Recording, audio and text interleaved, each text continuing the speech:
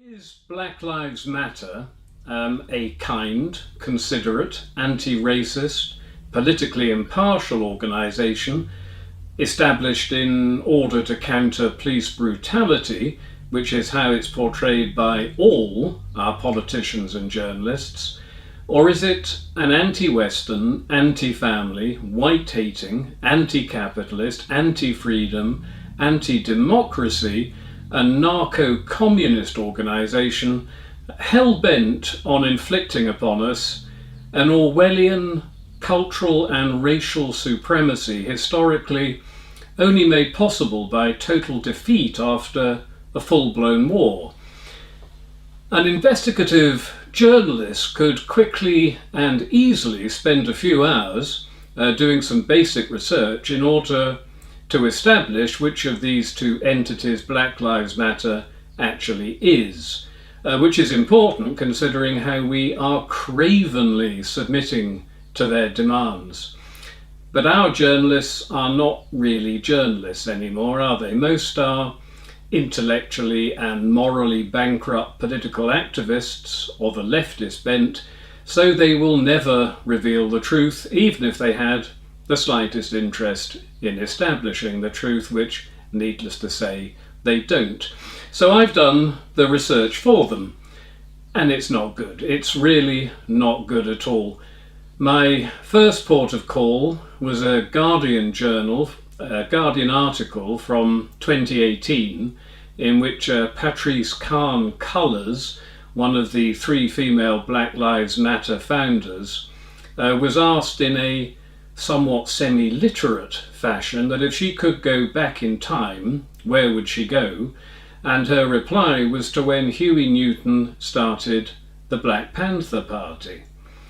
Well, that's interesting, although apparently not to the Toy Town revolutionary Guardian journalist.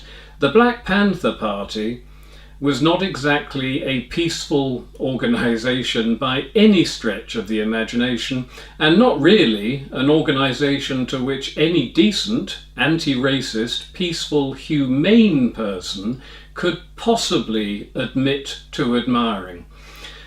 I'm not going to risk my YouTube channel by detailing the horrific exploits of the Black Panthers and its high command, comprised of Huey Newton, Bobby Seale and Eldridge Cleaver, but I will link to a series of articles about them in the area below this video. Suffice to say though, they were not pleasant people, and the events centred around them consist of raping white women as an insurrectionary act, as Cleaver put it, the ambushing and murder of a white policeman, the murder of a black prostitute, the torture via boiling water of a Black Panther they suspected might be a police informer, the terror campaigns against those testifying against them in court, the possible rape and definite torture and murder of their female accountant, the murder and mutilation of a fellow Black Panther suspected of having an affair with Bobby Seale's wife, and multiple instances of skipping bail when indicted for some of these crimes and seeking refuge in hardline communist countries, the ideology of which they clearly liked despite being responsible for the leftist-inspired political murder of over 100 million people in the 20th century. So all in all, not the sort of people to revere, one would have thought, but the reverence extended to the Black Panthers by the leadership of Black Lives Matter is so extreme that the Black Lives Matter 10-point plan was essentially lifted word for word in many instances from the Black Panthers 10-point plan. I have to say I have some sympathy for blacks in 1960s and 1970s America, and some of the Black Panthers' points were valid back then, but this is no longer the 1960s, and to resurrect today the very real racial issues of those times is being done only in order to create racial division and anger. And I won't detail the similarities of the two groups' 10-point plans here, it would take too long, and will instead link to them beneath this video. What I will read out, though, is a quote from Black Panther leader Eldridge Cleaver, taken from his 1968 book Soul on Ice. Quote, "When I considered myself ready enough, I crossed the tracks and sought out white prey. I did this consciously, deliberately, willfully, methodically. Rape was an insurrectionary act. It delighted me that I was defying and trampling upon the white man's law, upon his system of values, and that I was defiling his women. I felt I was getting revenge. From the sight of the act of rape, consternation spread outwardly in concentric circles. I wanted to send waves of consternation through the white race." End quote.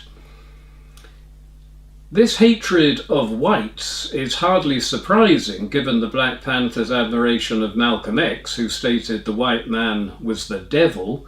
But I ask again, how is it possible that Black Lives Matter can openly admire and respect these wicked, murderous and racist men? Imagine if a white political group had behaved like this in the 60s and 70s and were openly admired by a modern day white organisation masquerading as a human rights group.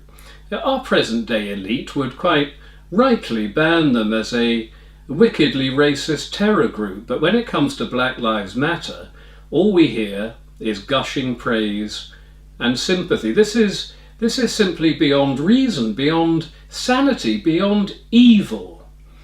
The leadership of Black Lives Matter, quite apart from exhibiting what would appear to be a modicum of distaste for white people, also extends to a loathing of pretty much everything the Communist Party loathed, albeit with the added impetus of hardline feminism and other such modern delights. Black Lives Matter founder Alicia Garza thoughtfully provided a sympathetic foreword to a book entitled Revolution in the Air, 60s Radicals Turn to Lenin, Che and Mao, who combined, as I said earlier, to murder tens of millions of people. Does the mass murder of those she deems the oppressor bother Ms. Garza?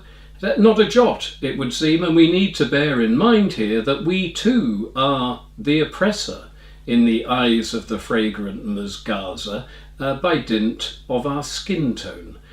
Not a pleasant thought at all. Black Lives Matter, then, would appear to be revolutionary communists to boot. A matter easily argued when one looks at their own words on their GoFundMe site, which has already raised close to £1 million. Quote, "We're guided by a commitment to dismantle imperialism, capitalism, white supremacy, patriarchy and the state structures that disproportionately harm black people in Britain and around the world." End quote. Which I take to mean smash the Christian capitalist West and quite possibly all the white people within it. At least if Stalin had invaded the West, he would only have murdered the bourgeoisie oppressor rather than all oppressors deemed oppressors simply because of the colour of their skin, regardless of calloused hands or not. If our witless teenage journalists were actually aware of all this, would they still treat Black Lives Matter so sympathetically?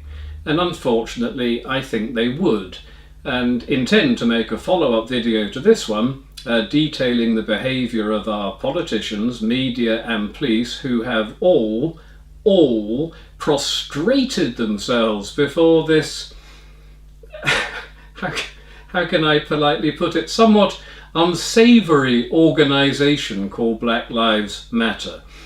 I will also make a video asking if all Black Lives Matter to the leadership of Black Lives Matter, or just those which provide a means to exert extreme left political pressure on the West with the intention of tearing it down. And on a final point, Some of you may have noticed my videos are being pulled by YouTube because the truth is apparently a contravention of their community guidelines. I imagine this one will also be pulled as well. It will certainly be reported by the disgusting fascists who wish to silence truth, morality and decency. So I'll also provide a link to my BitChute channel below this video in order that you may continue to listen to my broadcasts in the event the 21st century's Silicon Valley version of the Gestapo, Stasi, KGB, Securitate, call it what you will, silence me. And more importantly, silence the truth about genuine evil. We will make America great again.